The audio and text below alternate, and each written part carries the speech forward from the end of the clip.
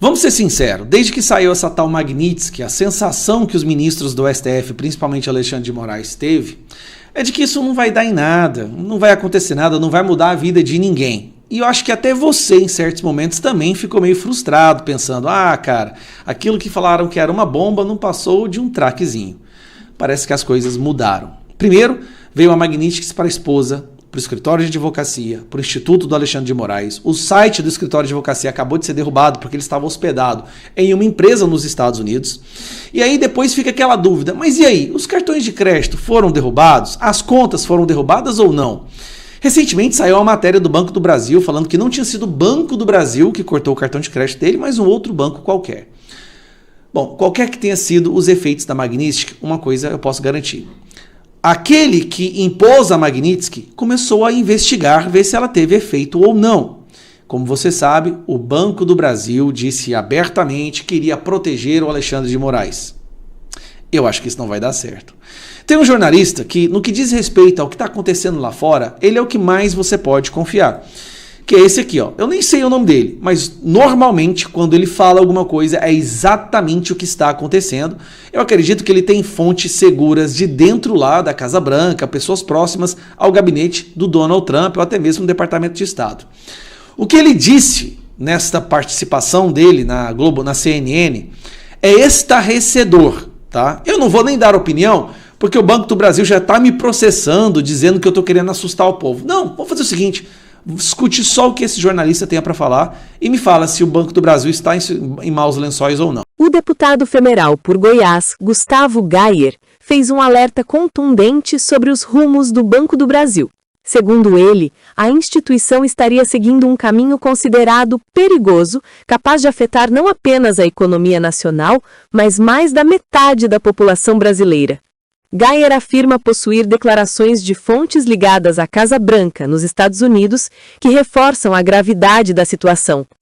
O parlamentar sugere que uma eventual aproximação do Banco do Brasil em apoio ao ministro Alexandre de Moraes e à sua esposa, Viviane, poderia desencadear um cenário de instabilidade econômica sem precedentes. Para Gayer, essa decisão representaria um risco sistêmico capaz de mergulhar o país no caos. A sensação de fontes minhas era de que é iminente a adoção de sanções contra o Banco do Brasil. É claro que o Trump pode mudar de ideia, a coisa é concentrada muito nas mãos dele, naturalmente seria uma decisão do Tesouro americano. No passado, outros bancos foram multados, pelos Estados Unidos por violar regras relacionadas com países sancionados. Então, o BNP Paribas francês teve a maior multa, que foi de 9 bilhões de dólares.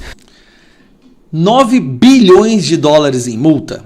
Em reais, isso seria aproximadamente, 60 bilhões de reais em multa que o Banco do Brasil pode sofrer. Gustavo, mas o que acontece se ele não pagar a multa?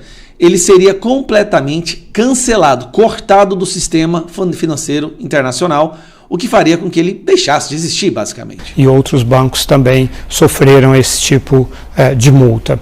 Além disso, já está sendo preparada uma tarifa igual a que nós estávamos falando que foi aplicada contra a Índia, seria aplicada também contra o Brasil, que importou 12 bilhões e meio de dólares da Rússia. Só um detalhe, o Brasil triplicou a compra de petróleo da Rússia, não porque está precisando comprar petróleo, mas foi uma forma que ele encontrou de financiar o país invasor. O Brasil está ajudando a financiar a invasão da Ucrânia, tá? E por isso sofrerá mais sanções. Isso não tem nada a ver com o Eduardo Bolsonaro ou com o Bolsonaro.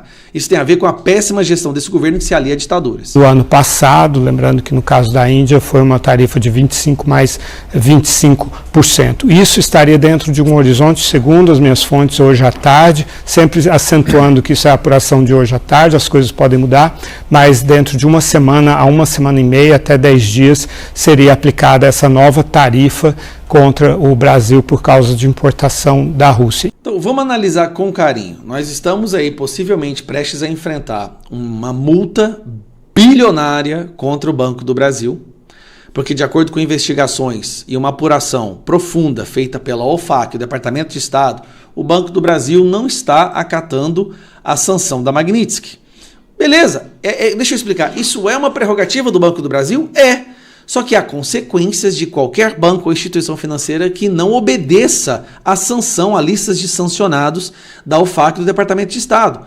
Quais são elas? Ser cortado do sistema bancário internacional, não fazer mais conta ou ter nenhum câmbio com nenhuma empresa dos Estados Unidos, e os Estados Unidos é o país maior consumidor do mundo. Não tem como você viver enquanto banco sem os Estados Unidos. Isso não tem como. E os Estados Unidos souberam usar isso a seu favor. Agora, a presidente do Banco do Brasil, que foi colocada lá pelo governo Lula, que é uma daquelas militantes fervorosas, está decidida a afundar essa instituição, um banco do nosso país, para proteger Alexandre de Moraes. Não tem como ganhar nessa guerra. O site do escritório foi derrubado. Mais sanções virão. E você vai descobrir em pouco tempo. Vai vir e-mail, Netflix, Prime, Spotify, alugar casas pelo Airbnb, empresas aéreas. Nenhuma vai aceitar mais, nem Moraes, nem a esposa. Agora, se o Banco do Brasil quiser comprar essa briga, e aí, meu amigo, isso vai custar muito caro. Mas é para você, para o povo brasileiro. CPI do INSS. Van Hatten confronta suspeitas de corrupção. Na CPI do INSS, o deputado federal Marcel Van Hatten trouxe à tona indícios de corrupção que, segundo ele, envolvem diretamente dirigentes do Instituto Nacional do Seguro Social.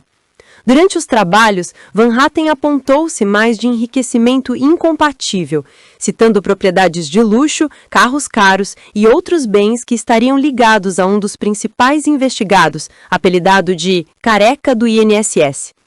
O momento mais tenso ocorreu quando, confrontado com as acusações, o investigado permaneceu em silêncio, incapaz de refutar os fatos apresentados. A atuação incisiva de Van Hatten foi descrita como um verdadeiro aperto contra os suspeitos de fraudar aposentados e pensionistas. A CPI, que investiga desvios bilionários em benefícios previdenciários, promete revelar novas denúncias e ampliar a pressão sobre os envolvidos. Para sentar com o secretário executivo, hoje ministro da Previdência, para fazer uma conversa de comadre. Na verdade, ele disse que foi convidado por esse senhor aqui, que é Leandro Chaves, sabe de quem ele é assessor? É assessor do deputado estadual Zé Queiroz, que é pai, do atual ministro da Previdência, Volney Queiroz. E aí ele diz que não tem relação com política e tal, mas que pena que eu não posso mais perguntar para ele, mas o Careca do INSS, de acordo com o Metrópolis, mandou vender o carro de um aliado de um senador do PDT. E na página 3 dessa matéria impressa aqui, diz que esse carro estava em nome desse Gustavo Gaspar, que o PT do Lula, que votou contra quebrar o sigilo e convocá-lo hoje o PT e a base do governo Lula votou contra. Esse Passat que era para vender estava, sabe onde estacionado, senhor presidente? Na empresa BSB Consulting, na Brasília, que ele acabou de admitir que é dele. A empresa do Gaspar, que foi assessor de quem? Do Volney, o mesmo senador da República do PDT, do mesmo partido ministro da Previdência, Volney Queiroz do Lula, que viaja no mesmo jatinho do Eric Marinho. E na página 3 dessa matéria nós vemos as fotos do senador Weverton, que viaja no mesmo jatinho, do advogado depois da operação sem desconto constituído pelo senhor Antônio Carlos Camilo Antunes, ou seja, advogado dele também. Eles vão no mesmo jatinho e ele diz que não tem relação com o governo. Está aqui o advogado esse que o defendeu depois da operação sem desconto, ex-assessor do Weverton, do lado do seu chefe. Mas não é só aqui, é lá no Maranhão também. Tem uma compra de um jet ski que, segundo o prefeito da cidade, Presidente Dutra, o prefeito que foi telefonado, teve uma ligação feita pelo jornalista do Estadão, o prefeito disse que os R$100 mil que o Careca passou a Silvio Emílio Silva, seu secretário municipal de Infraestrutura e Serviços Públicos, em julho de 2024, foi para comprar o quê? Um jet ski, senhor presidente. Tá aqui, ó, de novo, tá aí o Silvio, o Weverton, demonstrando que a conexão política é óbvia. E aí ele diz que foi o filho dele, eu queria dar a oportunidade dele responder, para saber o que o filho dele, afinal de contas, foi fazer no shopping no Pier 21, porque ele diz que o filho, por acaso, foi lá e daí viu os carros que são atípicos. Só que o próprio Careca do INSS tem Porsche, tem Mercedes, aliás, tem uma Porsche que ainda não foi recolhida pela Polícia Federal. Tem 11 carros, que eu queria saber onde estão, senhor Careca, porque ainda não apareceram esses 11 carros, não foram ainda bloqueados pela Polícia Federal. E ele acha que vai nos enganar aqui dizendo que o filho dele estava curioso para ver as Ferraris no mesmo dia, depois da operação da Polícia Federal, porque qualquer pessoa se espanta em ver uma Ferrari, quando ele tem 11 carros de luxo que a polícia ainda não apreendeu, fora os que já apreendeu, inclusive alguns Porsches.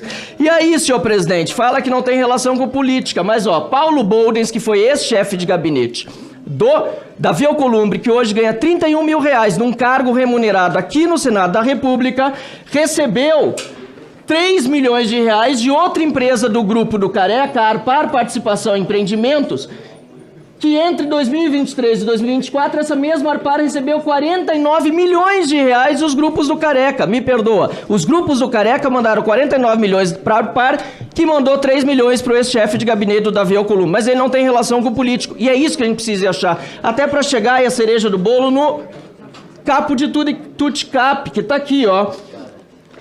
Lula.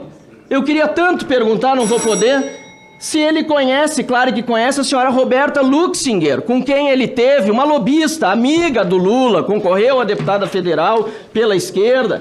Eles estiveram 4 vezes no Ministério da Saúde, das quais 3 só foram descobertas por lei de acesso à informação, vendendo serviços de empresas médicas, de fachada, eu imagino, talvez não, junto com o World Cannabis dele, mas ele não quis admitir essas coisas e por isso ele ficou com medo das perguntas do relator. E por fim, senhor presidente, eu acho que ele tem que ter sim uma cariação com o Helicoin, mas melhor ainda vai ser com o Rubens e com o Milton, que estiveram aqui semana passada. Porque eu quero essa cariação, senhor presidente, porque agora ele está botando a culpa no contador. Ah, quem sabe isso foi um problema de contador. O seu Milton veio aqui, senhor Careca, e disse para todos nós que no momento que viu que não tinha transparência nos negócios, no momento que ele percebeu que o senhor estava pedindo coisas que não deveria, houve uma desavença e o senhor o trocou. Eu queria tanto saber que desavença foi essa. Para concluir, senhor presidente, pois não, a gente viu desde o início aqui, só para uma pessoa muito fria, inteligente sim, mas eu queria dizer até por conta do roubo hediondo que foi cometido, só uma pessoa fria desse jeito, só uma pessoa fria que se manifesta dessa maneira, até se cala diante de perguntas agora, que achou que estava abafando até momentos atrás, pode cometer esse crime hediondo contra aposentados, roubando de velhinhos e deficientes físicos, e hoje fazer de conta que não tem nada a ver excelência, com isso. por favor. Eu espero, senhor presidente, que justiça seja feita, senhor Careca do INSS, senhor pague por todos os crimes que cometeu. Muito obrigado, senhor presidente. Obrigado, excelência. Se inscreva no nosso canal Diário do Brasil e deixe o seu like. Assim, o YouTube vai te entregar mais notícias quentes para você ficar informado de tudo o que acontece no Brasil e no mundo. Lembre-se, uma pessoa bem informada vale por 2. Até o próximo vídeo.